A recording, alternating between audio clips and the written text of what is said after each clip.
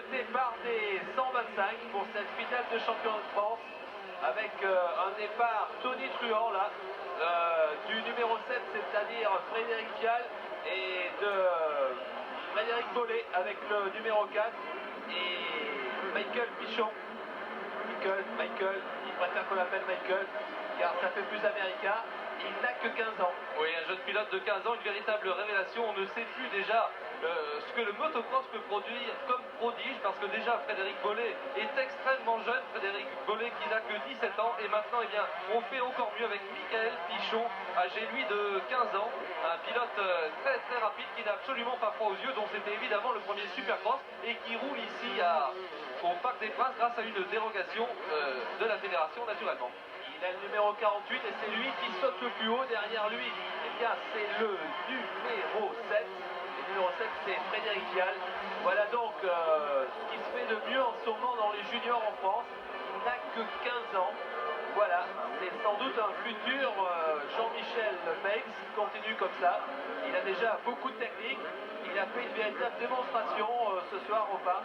Et derrière lui, eh bien, Frédéric Vial a beaucoup de mal à soutenir en ce début de course le rythme imposé par ce jeune garçon, ce jeune espoir.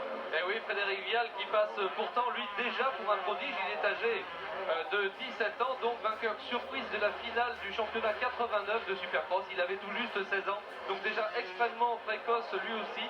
Il a confirmé tout ce qu'on pensait de lui. C'est Patrick Boniface, un ancien champion de France de motocross qui s'occupe de lui, donc un excellent pilote. Il a une petite faute de Vial qui permet à Michael Pichon de prendre le commandement de cette course, cette finale des 125 cm3.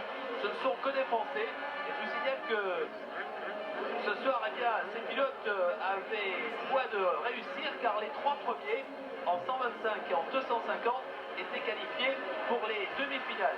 Bien entendu, après demi-finale, c'était les demi-finales internationales.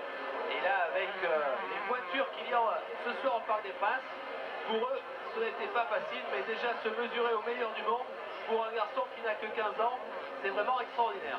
Oui, et là on suit les efforts de Frédéric Vial, donc âgé de 17 ans, vraiment bourré de talent, un garçon qui, s'il continue à travailler de cette manière et avoir l'ambition qui le motive, peut aller très très loin.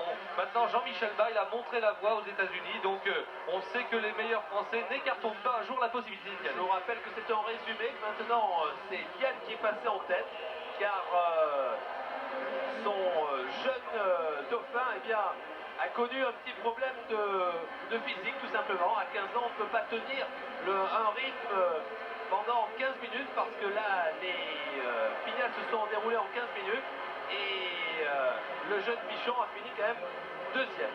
Voilà donc cette course des 125 que vous avez pu